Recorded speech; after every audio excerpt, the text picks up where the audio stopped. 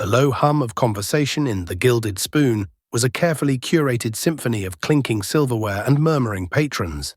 It was the kind of place where anxieties were meant to be left at the door, replaced by the comforting weight of a linen napkin and the aroma of rosemary and butter. For Clara, it was a stage, and her waitress uniform was a costume. Every table was a short play, and she was a master of her role, attentive, unobtrusive, a fleeting smile in a patron's evening. But the play at table 7 was a tragedy in the making. Eleanor Vance sat like a queen upon a throne of cheap upholstery, her posture ramrod straight, her eyes 2 chips of ice. Opposite her, her son David hunched over his menu as if it were a shield. He was a man of 30, but in his mother's presence he shrank into a boy of 12, his shoulders curved inward, his gaze perpetually fixed on a point just past her imperious chin. "Are you even listening, David?" Eleanor's voice was low, but it sliced through the restaurant's gentle ambience, like a shard of glass. "I asked if the sea bass has fennel. You know how fennel bloats me." I don't know, Mother," David stammered, his eyes darting across the page. "I can ask." "You can ask," she scoffed, a delicate, cruel sound. "You should know. You should anticipate my needs. Your father, God rest his soul, always anticipated." Clara approached the table, her smile practiced and serene. "Good evening. Are we ready to order, or would you like another moment?" Eleanor's icy gaze shifted to Clara, dissecting her from her polished black shoes to the single stray wisp of hair that had escaped her neat bun. It was a look of pure, unadulterated assessment, as if Clara were a piece of livestock being considered for purchase. "We require information," Eleanor announced, her tone suggesting Clara was a faulty appliance. "The sea bass. Does it contain fennel?" "The pan-seared sea bass comes on a bed of wilted spinach with a lemon caper sauce," Clara recited smoothly. "There is no fennel in the dish." "Are you certain?" Eleanor pressed, leaning forward slightly. "Cooks can be liberal with their seasonings. I want you to go back to the kitchen and ask the chef to show you the exact spice blend he intends to use." David shifted uncomfortably. "Mother, that's not necessary. The lady said—" "The waitress," Eleanor corrected, her voice dripping with condescension, "is paid to serve, not to interpret. Go. Now." Clara's smile didn't waver, but a switch flipped deep inside her. She had been observing the Vances for 3 weeks, waiting tables during their mandatory Sunday brunch. She had documented every belittling comment, every dismissive gesture, every time David flinched as if expecting a blow. She had filled notebooks with the quiet tyranny of Eleanor Vance. But this was different. This was a public performance, a deliberate escalation. "Of course, madam. I will confirm with the chef," Clara said, her voice a perfect mask of professional deference. She returned moments later. "The chef confirms, no fennel. May I take your order?" Eleanor ordered the sea bass, her lips pursed in a tight, dissatisfied line. David ordered a steak, well done, and when Clara asked about his choice of side, Eleanor answered for him. "He'll have the steamed vegetables. The fries are far too greasy for his delicate constitution." David's face fell, but he said nothing. He just nodded, his eyes on his water glass. The meal progressed in a tense silence, punctuated only by Eleanor's critiques. The water was not cold enough. The bread was too dense. David was chewing too loudly. With each complaint, Clara felt a cold knot tightening in her stomach. This wasn't just a difficult customer. This was a predator, and her son was her prey. The final act began when David, reaching for the salt shaker, accidentally knocked over his mother's wine glass. The deep red liquid spread across the white tablecloth like a blooming wound. Eleanor gasped, a theatrical, horrified sound. "David, look what you've done. Clumsy, clumsy boy, you've ruined my dress." A few drops had splattered onto the sleeve of her beige silk blouse. "I'm so sorry, Mother, I didn't mean—" "You never mean to," she hissed, her face a mask of fury. "You are a walking disaster, an embarrassment." Clara was at the table in an instant with a fresh napkin. "An accident, madam. Let me help you with that." She began to blot the stain, her movements calm and efficient. But Eleanor slapped her hand away. "Get your hands off me. You're probably making it worse." "I'm just trying to help," Clara said, keeping her voice even. "You're trying to make a scene," Eleanor accused, her voice rising in pitch, drawing the attention of nearby tables. You and my son, you're in this together, aren't you? Trying to humiliate me?" David looked horrified. "Mother, no. She's just doing her job." "Her job?" Eleanor laughed, a high, unhinged sound. "Her job is to stay out of our business." "But you," she said, turning her venomous glare back to Clara, "you've been watching us. I've seen you. Hovering. Listening." Clara straightened up, her professional mask finally beginning to crack. "Ma'am, I think it would be best if you lowered your voice." It was the wrong thing to say. It was a challenge. Eleanor's eyes widened, a flicker of something wild and cornered in their depths. She saw not a waitress, but an obstacle, a threat to her absolute control. "You dare to tell me what to do," she shrieked. "In my own city, in front of my own son. You are nothing. A servant." And then, with a speed that belied her age, Eleanor stood up. She shoved her chair back, the legs scraping violently against the polished floor. Before Clara could react, before David could even process what was happening, Eleanor placed two hands on Clara's chest and pushed. It wasn't a gentle shove. It was a violent, deliberate act of aggression fueled by weeks of paranoia and a lifetime of rage. Clara stumbled backward, her heel catching on the leg of another table. She lost her balance, her arms flailing. In her hand, she was still holding the heavy ceramic plate from their bread service. Time seemed to slow down. The gasp of the other diners, the horrified cry of "Mother" from David, the screech of the chair. It all faded into a dull roar. As Clara fell, the plate slipped from her grasp and hit the edge of the table.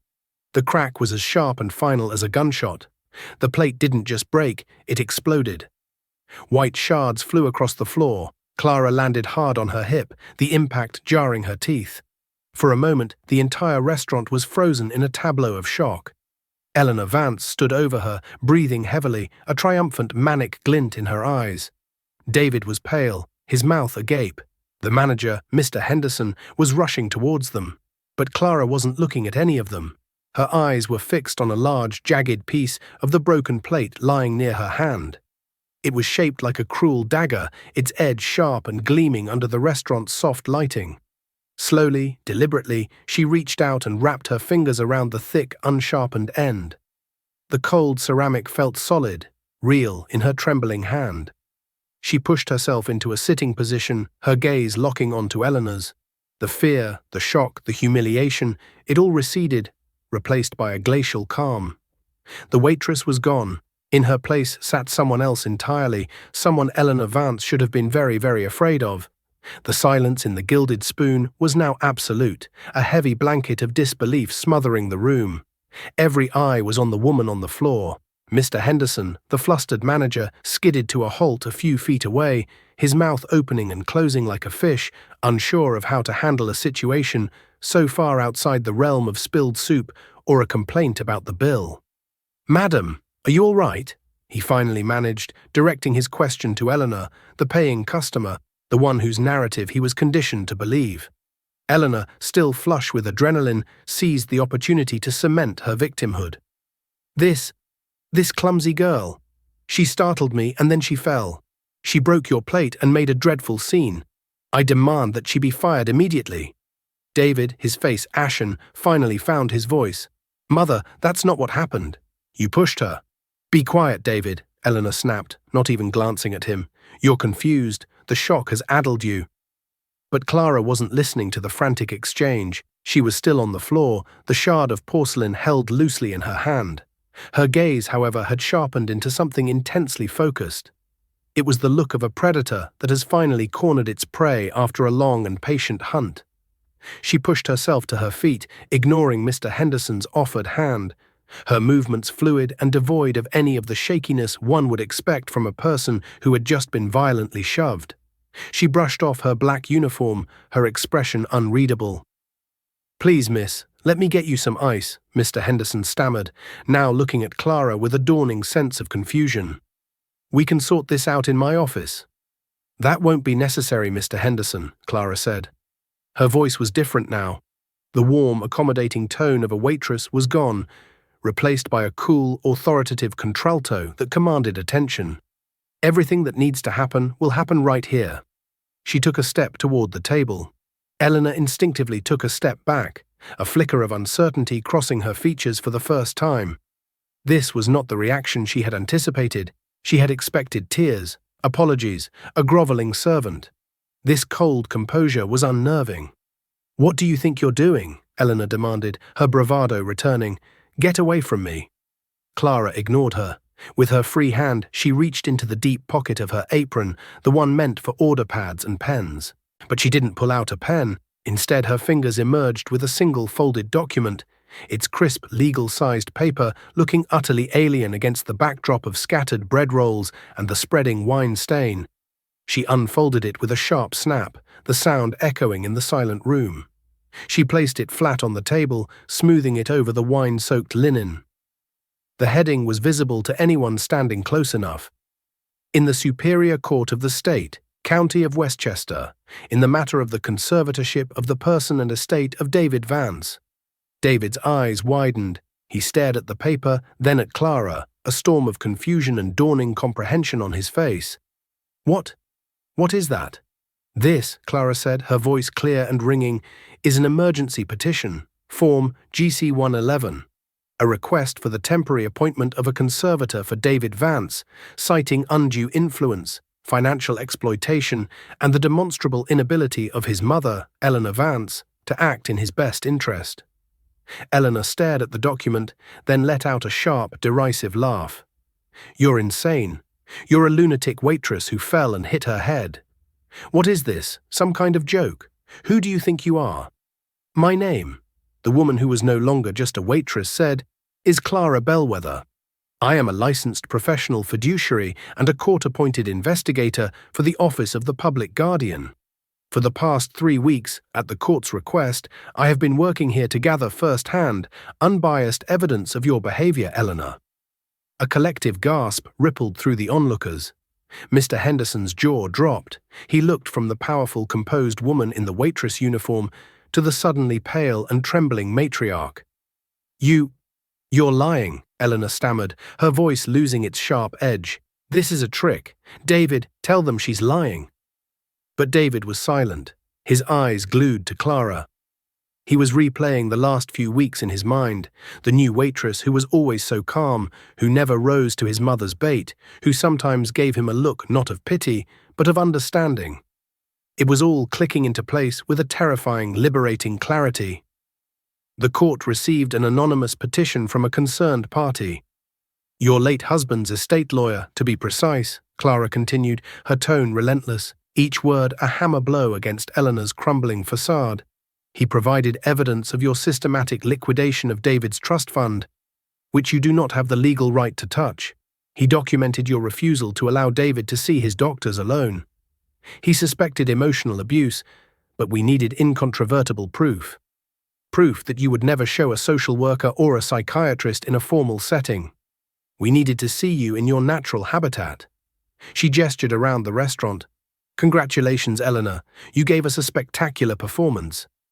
Eleanor's face was a mask of pure hatred. "You have no right." "I have every right," Clara countered. "And now I have a duty." She looked down at the paper. "This petition requires my signature as the primary investigator, attesting to the immediate and substantial harm you pose to your son's welfare. It cites that the respondent's primary caregiver constitutes a direct threat, necessitating this emergency order." She paused, her eyes finding Eleanor's again. "Normally, I would sign this with a pen, back in my office, but you've created a rather unique set of circumstances." And then she did it. She lifted the hand holding the jagged piece of the broken plate. The sharp point hovered over the signature line on the petition. The room held its breath. "What are you doing?" Eleanor whispered, her voice trembling with a mixture of fear and rage. "I'm memorializing the moment," Clara said, her voice dropping to a near whisper, yet carrying across the silent room. "I'm ensuring that when the judge reads my report, he understands the violence and instability that made this action necessary. He will read about the shove, the fall, the shattered plate, and then he will see this." With a steady hand, she pressed the sharp tip of the porcelain shard into the paper. It didn't hold ink. It tore at the fibers, a physical scarring of the document. She dragged it across the signature line, carving her name, C. Bellwether, into the very paper that would strip Eleanor of her power.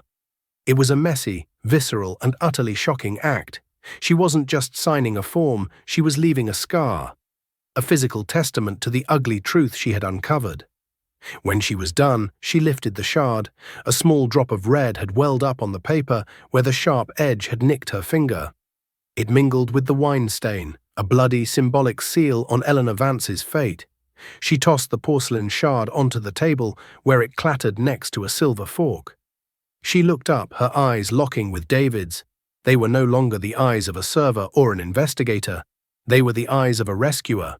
"The choice is yours, David," she said softly, but with an undeniable weight of finality. "We can file this tonight. We can start tomorrow, but it has to start with you."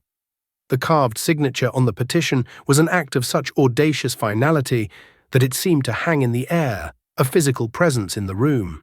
Eleanor Vance stared at it, at the torn paper fibers and the tiny bead of blood, and something inside her snapped. The carefully constructed persona of the aggrieved matriarch shattered, revealing the raw, cornered animal beneath. "You witch!" she screamed, her voice cracking with pure venom. She lunged across the table, not at Clara, but at the document, her hands clawing, desperate to destroy the evidence of her downfall. "You will not take my son from me." But David, who had been a statue of shocked silence for so long, moved with a sudden, uncharacteristic speed.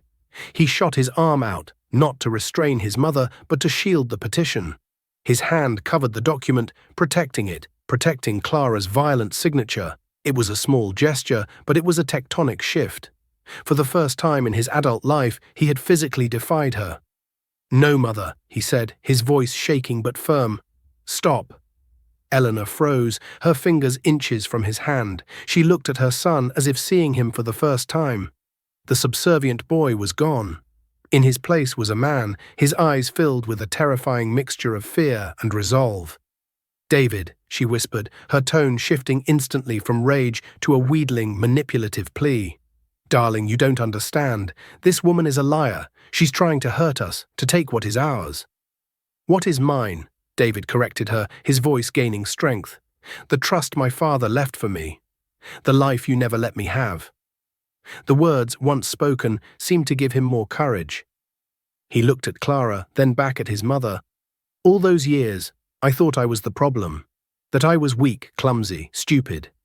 You told me every day, but it was you. It was always you." This public defection was more than Eleanor could bear. Her face contorted in a mask of fury. She raised her hand to strike him, a motion he had flinched from 1,000 times before. But this time he didn't flinch. He stood his ground, his eyes meeting hers. Before her hand could make contact, Mr. Henderson and another waiter, a burly young man named Marcus, stepped in. "That's enough, Mrs. Vance," Mr. Henderson said, his voice tight with authority he hadn't possessed moments before. "The police have been called." The word police seemed to drain the remaining fight from Eleanor. She sagged against the table, her breath coming in ragged gasps. The patrons who had been watching in stunned silence began to murmur, pulling out their phones. The modern-day witnesses to a public execution of a family dynasty. Clara, meanwhile, acted with practiced efficiency. She calmly took the petition from under David's hand, folded it, and slipped it back into her apron. "Thank you, David," she said softly, for his ears only. "That was the hardest part. You did it." He could only nod, his throat thick with unshed tears.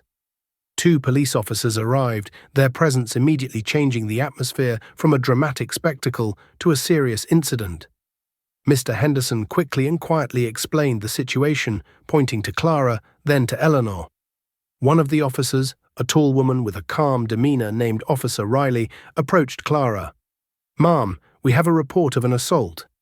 "That's correct, officer," Clara said, retrieving a business card from another hidden pocket in her uniform. "My name is Clara Bellwether. I'm a court-appointed fiduciary. This is my card, and this is the case number for my investigation into Eleanor and David Vance. Mrs. Vance physically assaulted me in the course of my official duties." Officer Riley looked at the card, her eyebrows raising slightly. She looked at Clara's waitress uniform, then back at the card. "You're a long way from the courthouse, Ms. Bellwether." Sometimes you have to go where the evidence is, Clara replied evenly. The other officer approached Eleanor, who had now collapsed into a chair, weeping theatrically. "Ma'am, I need you to come with us." "No. I am the victim here," she cried. "That woman attacked me. My son is unwell. He doesn't know what he's saying." But her act had lost its power. The entire room had seen the push. They had seen her lunge for the paper. They had heard David's quiet, powerful defiance. Her narrative was broken. As the officers escorted a protesting Eleanor out of the restaurant, a strange quiet fell once more. David stood alone by the table, looking lost. He was free, but the cage had been his home for 30 years. The sudden emptiness was as terrifying as the confinement had been. Clara walked over to him. She was no longer an investigator or a waitress. Her expression was softer, filled with an empathy that was clearly not part of any act. "What happens now?" he asked, his voice barely a whisper. "Now, we get you somewhere safe for the night," she said. "Tomorrow morning I will be at the courthouse when it opens. I will file this petition along with my full report and a request for a restraining order. I will call Arthur Finch. He's the estate lawyer who first raised the alarm. He'll meet us there. We will have a hearing in front of a judge within a few days." She paused, letting the information sink in. "It will be difficult, David. She will fight this. She will say terrible things about you, about me. But she will not win. The truth is on our side now." He looked around the wreckage of their table, the spilled wine, the broken plate, the scattered food. It was a perfect metaphor for his life. A mess. A disaster. But for the first time, he saw a chance to clean it up. "Okay," he said, the single word a monumental act of trust. "Okay." Mr. Henderson approached them, his face a mixture of apology and awe. "Ms. Bellwether, I am so sorry, I had no idea. Is there anything I can do?" Clara gave him a small, weary smile. "You can give me my final paycheck, Mr. Henderson. I believe I'm quitting." The transition from the chaos of the Gilded Spoon to the sterile, imposing halls of the Westchester County Courthouse was jarring. For David, the past 48 hours had been a blur of sleepless nights in a quiet hotel room, phone calls with a kind-voiced lawyer named Arthur Finch, and a constant, gnawing fear that his mother would somehow appear and drag him back into the darkness. Clara had been his anchor. She moved through the world with a purpose and confidence that David had only ever seen in his mother. But Clara's was tempered with a quiet kindness he found disarming. She wasn't an enforcer, she was a protector. She had explained every step of the process, demystifying the legal jargon and preparing him for what was to come. The emergency hearing was held in a small wood-paneled courtroom that smelled of old paper and floor polish. Judge Marion Albright, a woman in her 60s with sharp, intelligent eyes, presided. She looked at the documents before her, her expression grim. Clara sat beside David at one table, with Arthur Finch, a portly man with a reassuringly calm demeanor, at their side. Across the aisle sat Eleanor, flanked by a slick, expensive-looking lawyer named Mr. Davies. Eleanor had been released on her own recognizance after the incident at the restaurant, charged with simple assault. She looked smaller in the courtroom, diminished without her usual stage, but her eyes, when they landed on David, were filled with a cold fire. Mr. Davies began, his voice smooth and practiced. "Your Honor, this is a grotesque misunderstanding. My client, Mrs. Eleanor Vance, is a devoted mother, concerned for her son's welfare. Mr. Vance has long suffered from emotional instability. This person," he gestured dismissively at Clara, "is a rogue agent, a glorified social worker who entrapped my client and has clearly manipulated her vulnerable son." He painted a picture of David as a confused, mentally fragile man, and Eleanor as the long-suffering caregiver. He described the restaurant incident as an accident, a moment of panic from a mother seeing her son in distress, provoked by an aggressive waitress. When he finished, Judge Albright turned her gaze to Arthur Finch. "Mr. Finch, your response?" Arthur stood, his presence filling the space. "Your Honor, what Mr. Davies describes is a work of fiction worthy of a novelist. The reality is far simpler and far uglier. The vulnerable son he speaks of is a man whose entire life has been systematically controlled and dismantled by his mother. We have financial records, Your Honor. Records showing Mrs. Vance has siphoned over $200,000 from a trust she is not a signatory on. Money left for David by his father. We have a sworn affidavit from David's physician stating that for the past 5 years, Mrs. Vance has refused to allow him to attend a single appointment alone, often answering medical questions for him as if he were a child. He continued, his voice steady and damning. And as for the rogue agent, Ms. Bellwether is one of the most respected fiduciaries in this state. She was appointed by this very court to investigate our initial claims. Her methods were unconventional, yes, but they were necessitated by Mrs. Vance's documented history of performing normalcy for authority figures. Ms. Bellwether's report, which you have, details 3 weeks of first-hand observation of relentless emotional and verbal abuse. Judge Albright looked down at the report. I have read your report, Ms. Bellwether. It's thorough. It also mentions a rather theatrical signing ceremony. Clara stood. Yes, Your Honor, I apologize for the dramatics. But in that moment, after being physically assaulted by Mrs. Vance for simply doing my job, I felt it was imperative to create an undeniable record of the extremity of the situation. Her violence was the final piece of evidence. The signature was its exclamation point. Mr. Davies scoffed. She vandalized a legal document with a piece of trash, Your Honor. It speaks to her own instability. On the contrary, Judge Albright said, her eyes fixed on Clara, it speaks to her conviction. Please continue, Mr. Finch. The final piece of evidence was the testimony of Mr. Henderson, the restaurant manager. He nervously recounted the entire event, his testimony corroborating Clara's report perfectly. He described Eleanor's escalating aggression, the vitriol directed at her son, and the unprovoked violent push. And what was your impression of the waitress, Ms. Bellwether, before the incident? Arthur asked. Professional, Mr. Henderson said without hesitation. Polite, efficient, the perfect employee. She never gave a hint of any trouble. She was calm, even when Mrs. Vance was being difficult. When it was Eleanor's turn to speak, her composure finally shattered. She stood and addressed the judge, her voice trembling with rage. This is a conspiracy. That woman, my son, that fool of a lawyer my husband hired, they are all trying to steal my money and lock me away.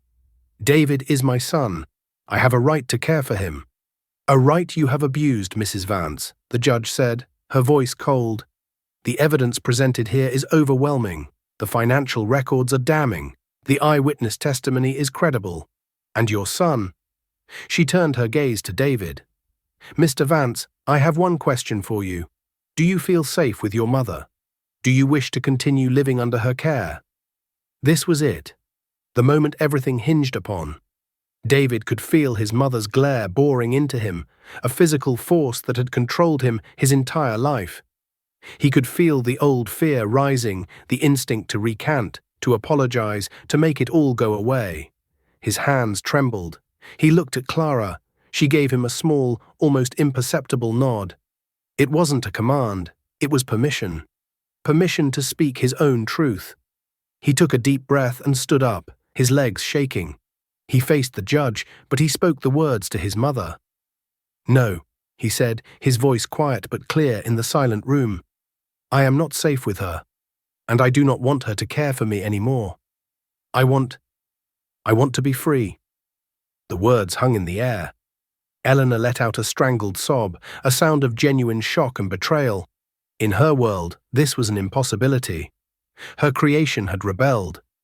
Judge Albright's face softened for a moment as she looked at David. Then her expression became firm again. She banged her gavel once. The emergency petition for temporary conservatorship is granted, she announced, her voice echoing with finality. Clara Bellwether is hereby appointed temporary conservator of the person and estate of David Vance. A full hearing will be scheduled in 90 days. Mrs. Vance, you are ordered to have no contact with your son. A restraining order to that effect will be issued immediately. This court is adjourned. It was over, just like that. The chains that had bound David for 30 years were broken by the sound of a wooden hammer. He sank back into his chair, a wave of dizziness and relief washing over him. He had done it. He had spoken. He was free. The 90 days that followed were a strange and disorienting new reality for David Vance. Freedom, he quickly learned, was not a destination but a journey, and its landscape was often terrifying. The silence in his apartment, once a rare and precious commodity, was now a constant deafening reminder of his solitude. Simple decisions that his mother had always made for him. What to eat for breakfast, what clothes to wear, whether to open the curtains, became monumental challenges that could leave him paralyzed with anxiety for hours. Clara Bellwether, true to her new role, was a steady, unobtrusive guide on this journey. She was not a replacement mother, she was a facilitator. In their first week, she didn't tell him what to do. Instead, she sat with him in his pristine, joyless apartment, an extension of Eleanor's taste, all beige and glass, and simply asked him a question he hadn't considered in years. "David, what do you want?" He had no answer. The very concept of want had been systematically erased from his vocabulary. His wants had always been irrelevant, secondary to his mother's needs and whims. "Let's start smaller," Clara suggested gently. "What do you want for lunch? And don't think about what's healthy or what's easy. Just, what sounds good?" It took him 10 minutes to haltingly admit that he'd always wanted to try the greasy cheesesteak from a food truck he passed on his way to his mother's house. An hour later, they were sitting on a park bench, and David was taking his first bite of the messy, gloriously unhealthy sandwich. The look on his face was one of pure, unadulterated revelation. It was the first decision he had made for himself, about himself, in his entire adult life. The weeks unfolded in a series of these small rebellions. Clara helped him open his own bank account, a simple act that felt as significant as signing a Declaration of Independence. She encouraged him to go through the apartment and identify things that he actually liked. The beige sofa stayed, but the severe abstract painting his mother had declared a masterpiece was replaced by a print of a serene forest landscape he found online. He bought a garish, brightly colored coffee mug just because he could. Their biggest breakthrough came when Clara was going through some of the financial documents Arthur Finch had recovered. She found records of tuition payments made 15 years prior to a prestigious local art school. They had stopped after a single semester. "I didn't know you went to art school, David," she said, her tone casual. David, who was sketching idly on a notepad, a habit he had recently rediscovered, froze. It was a long time ago. It was a mistake. Why was it a mistake? He shrugged, not looking at her. Mother said it was a frivolous waste of money. She said I had no real talent, that I was just making a mess. She said I needed to focus on something practical, like managing the family's investments. He gave a short, bitter laugh, which, of course, she never actually let me do. Clara was silent for a moment. Then she said, "I've seen your sketches, David. You have talent. Real talent." The next day, she came to his apartment with a large flat box. Inside was a brand new set of professional-grade charcoal pencils, thick pads of textured paper, and an easel. "The trust your father left you included a clause specifically earmarking funds for your education and personal enrichment," she said, preempting his protests. "This is what that money is for." For the first time since the ordeal began, David cried. He didn't weep for his lost years or for his monstrous mother. He wept with the overwhelming, heartbreaking relief of being seen. Meanwhile, Eleanor was not idle. Barred from contacting her son, she channeled her fury into a legal war of attrition. Her lawyer, Mr. Davies, filed motion after motion, demanding psychiatric evaluations for David, challenging Clara's credentials, and painting a picture of a vast conspiracy. He leaked select, misleading details to a local gossip columnist, trying to frame Eleanor as a wronged mother fighting a corrupt system. But it was a failing strategy. Arthur Finch expertly countered every move, and the story, in the public eye, had already been written that day in the Gilded Spoon. The image of a powerful woman being brought low by a waitress with a shard of porcelain was far too compelling. Clara became a minor local celebrity, a symbol of justice for the downtrodden, though she refused all interview requests, insisting the focus remain on David's well-being. The full conservatorship hearing was scheduled. This would be the final battle, the one that would make the arrangement permanent. David was terrified, but it was a different kind of fear now. It was the fear of a soldier before a battle he was prepared to fight, not the cowering terror of a victim awaiting a blow.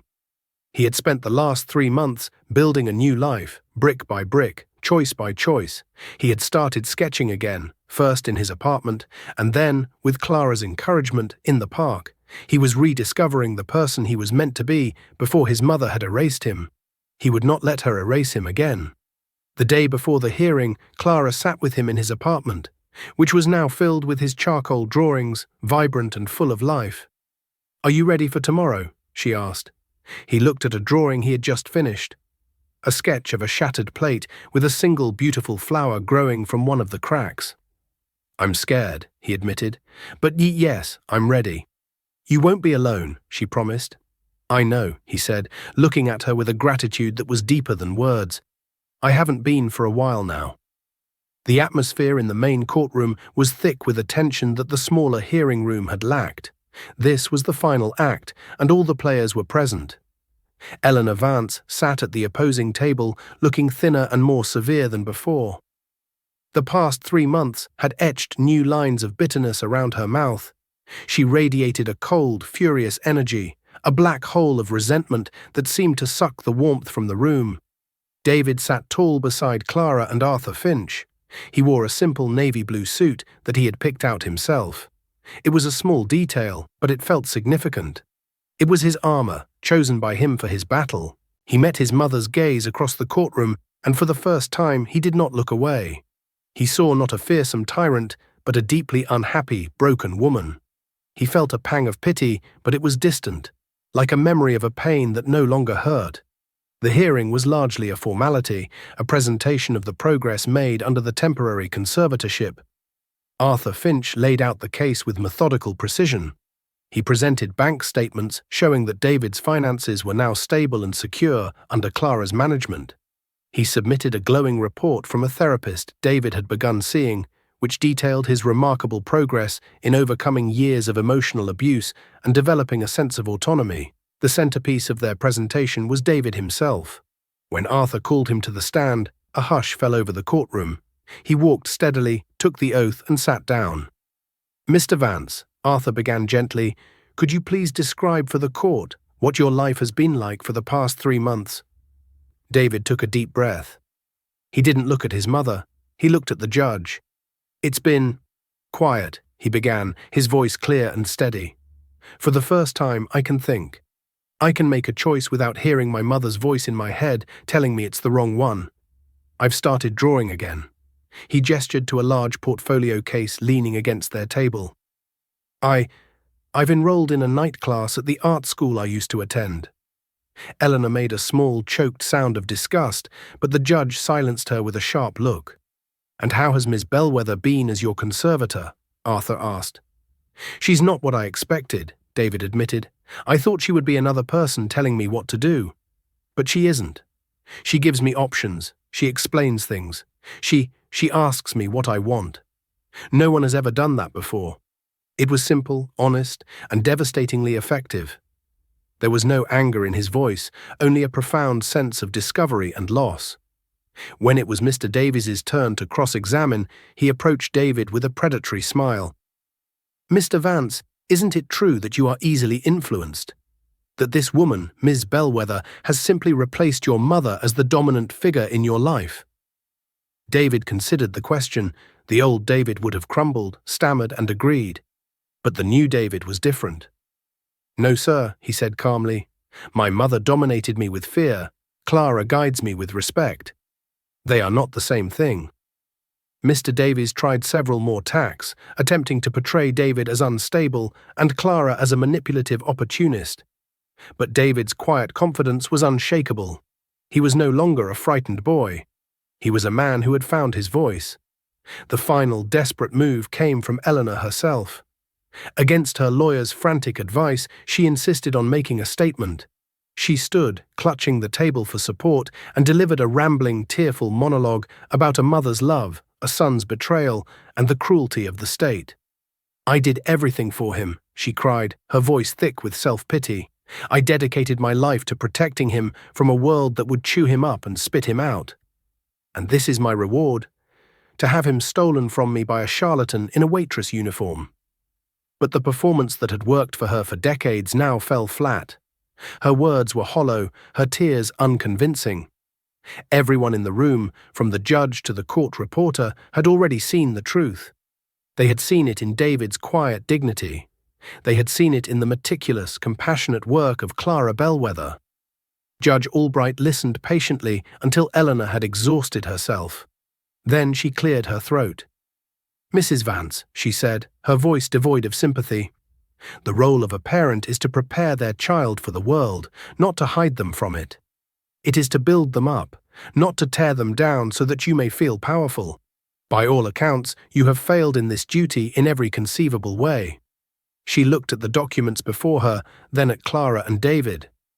"The court finds that David Vance is in need of the protection and assistance of a permanent conservator. The evidence of past financial and emotional abuse by Eleanor Vance is conclusive. Therefore, the court hereby appoints Clara Bellwether as the permanent conservator of the person and estate of David Vance. Mrs. Vance, the no-contact order is now permanent. Do you understand?" Eleanor stared, her face ashen. She nodded jerkily, all the fight gone out of her. She had lost, utterly and completely.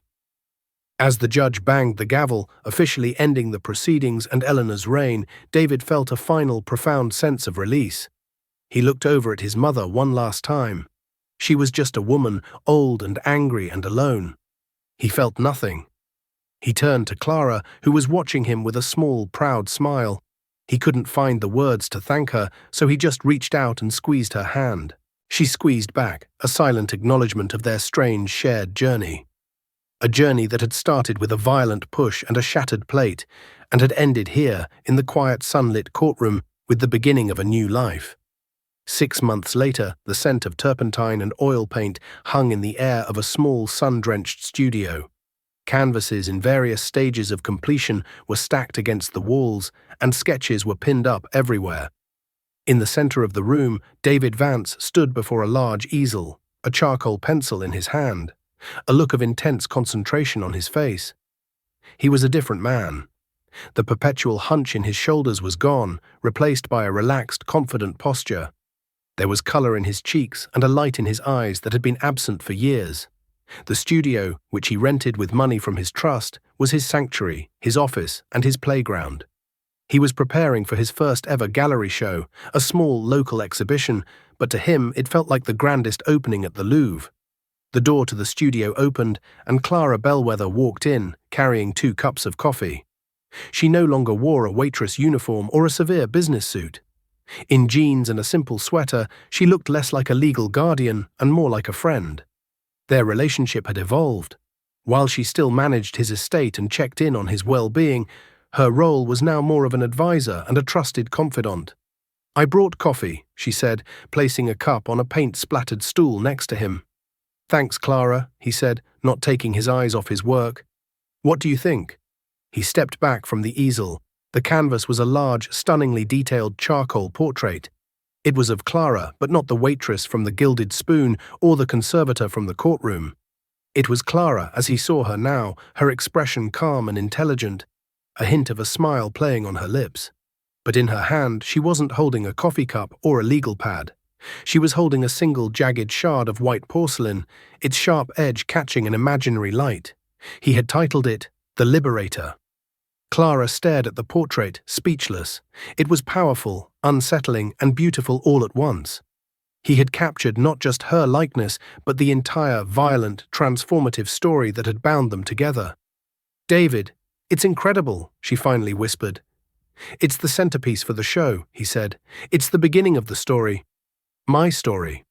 He finally turned to look at her, a genuine, easy smile on his face.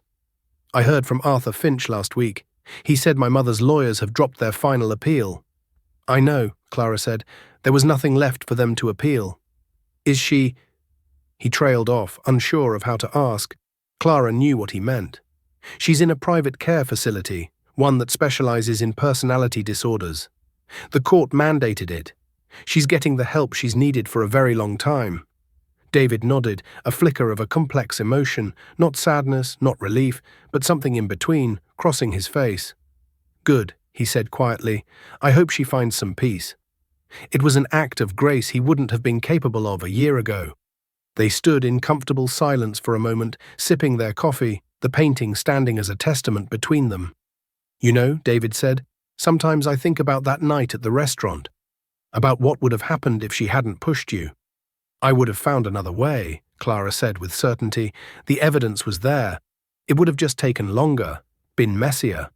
"But she did push you," David said, a note of wonder in his voice. "In the end, her own violence was the thing that broke her. She shattered that plate, and she shattered her whole world along with it." "And you built a new one from the pieces," Clara finished for him, smiling. He looked around his studio, at the vibrant life teeming on his canvases, at the sunlight streaming through the window, at the friend standing beside him. He was no longer David Vance, the son of Eleanor Vance. He was just David, an artist, a man who bought his own coffee, chose his own path, and painted his own future. He picked up his charcoal pencil, the smooth, dark tool feeling like an extension of his own hand. "Yes," he said, a deep and abiding sense of peace settling over him. "I did."